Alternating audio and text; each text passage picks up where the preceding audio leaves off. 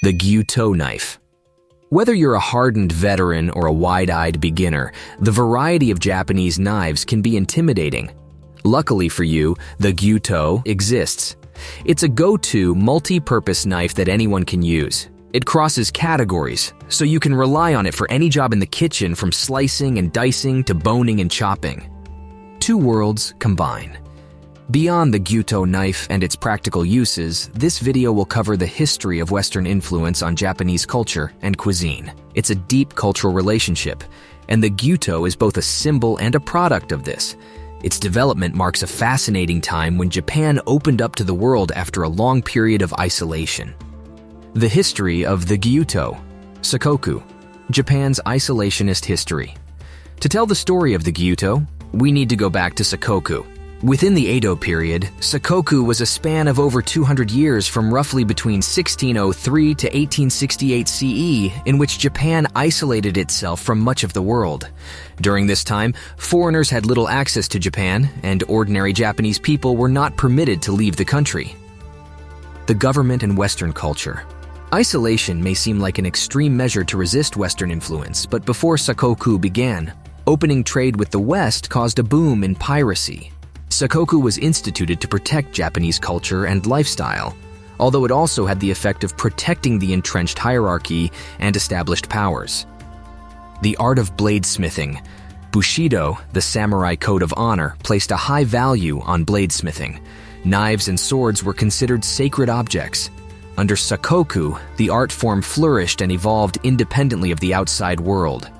Japanese artisans perfected their unique steelmaking skills and smithing techniques. This led to the matchless quality of Japanese knives and steel still found today.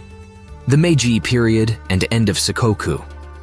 During the Meiji period, U.S. Commodore Matthew Perry sailed into Tokyo Bay with several warships and an ultimatum: open trade with the West or risk war. This day in 1853 marked the rocky start of renewed diplomatic relations between Japan and the outside world. The Hollywood movie, The Last Samurai, featuring Tom Cruise, depicts this time period well. Embracing new ways of living. As Japan began to embrace new ideas and ways of living, they imported Western technology, cuisine, and techniques. For hundreds of years, the Japanese had eaten seafood and vegetables almost exclusively. However, they noticed the average Westerner was physically larger and stronger than most Japanese. The government believed this was due to a higher amount of meat in the Western diet, especially beef. So they began encouraging this new diet and trade to increase their military and economic power. The Gyuto, product of rapid lifestyle change. The Meiji era was a period of rapid change and economic upheaval. As part of the government-led effort to modernize, wearing swords in public was prohibited. The era of the samurai had come to an end. The skilled craftsmen who had developed the world-renowned katana sword with 1,000 years of steelsmithing tradition behind them had to pivot rapidly in the face of the Industrial Revolution. Forward-thinking smiths, determined to carry their traditions forward, began to invest their talents in knife-making. Sometime during this era of rapid change, the Gyuto was born. As the Japanese were impressed with French cuisine, the blade shape was designed to mimic the versatile French-style chef's knife, but made from Japanese steel. When translated literally, its name means cow sword, but it's probably more accurate to say beef knife. Likely this is because of the perceived beef-heavy diet of the West. Funnily enough, Japan is now known for having the best beef cattle in the world, called Wagyu. The Gyuto replaces traditional knives. The popularity of the Gyuto grew with the industrial boom and urbanization. It began to replace traditional knives in homes across Japan. Before its creation, households generally used a trinity of knives for specific purposes: the deba for whole fish, the yanagiba for small slices of fish, and the nakiri for vegetables. But the use of these knives lessened as Western-inspired multi-purpose knives like the Gyuto, Bunka, and Santoku began to catch on. The Gyuto, one of the most popular styles of Japanese knives. It functions like a Western chef's knife, but with all the benefits of hard, super-sharp Japanese steel. As Japanese knife makers continue to pursue outstanding craftsmanship, the Gyuto has earned a place in the hearts of many Western and Japanese chefs alike. Features: a lightweight multi-purpose chef's knife. A Gyuto's blade typically ranges from 180 millimeters to 300 millimeters, 7.1 inches to 11.8 inches in length. It's often lightweight and multi-purpose. It is styled to resemble slimmer French-style chef's knives rather than thicker, heavier German blades. The Gyuto is long with an edge that curves up subtly. This curve makes rocking cuts possible, whereas older Japanese knives were designed for push cuts. In addition, the spine of the blade slopes down slightly, forming a sharp tip for detailed work.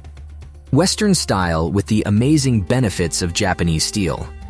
Compared to a Western chef's knife, it may seem that there's little difference, but the advantages of the Gyuto are in the details.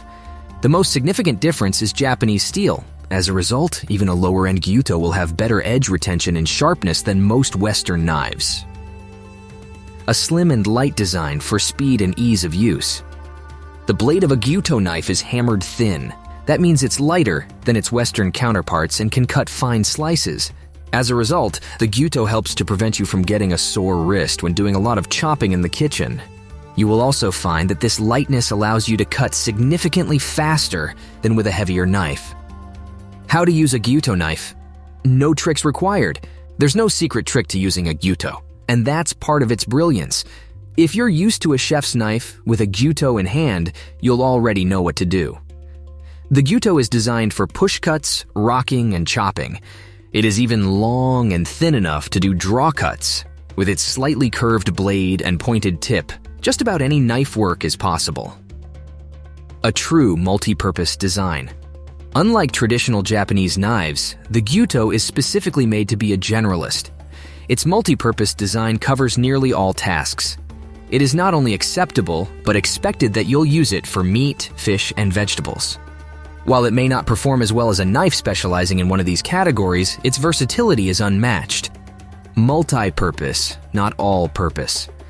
While the Gyuto is extremely versatile, it should be handled with care. You will still want a petty knife for peeling and delicate cutting. Also, don't attempt to use your Gyuto for any heavy filleting, animal joints, or soft bones. Those tasks are best left to the heavier deba. Additionally, because a Gyuto's blade is meant to be thin, you must be careful. It's best to avoid using it to crush garlic, and never use any Japanese knife to cut frozen foods or hard objects. You risk chipping the extremely sharp blade. Should I buy a Gyuto? Almost definitely yes. The simple answer is yes, especially if this is your first Japanese knife.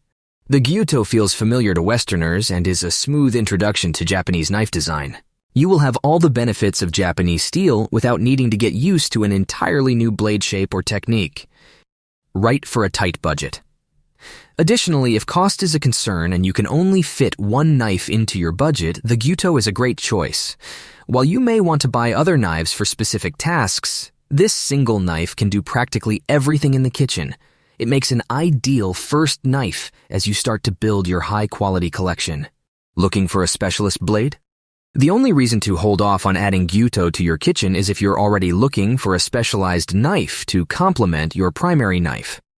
If you aren't looking to replace your everyday knife with the benefits of Japanese steel, consider a task-specific knife like a petty, deba, or nakiri.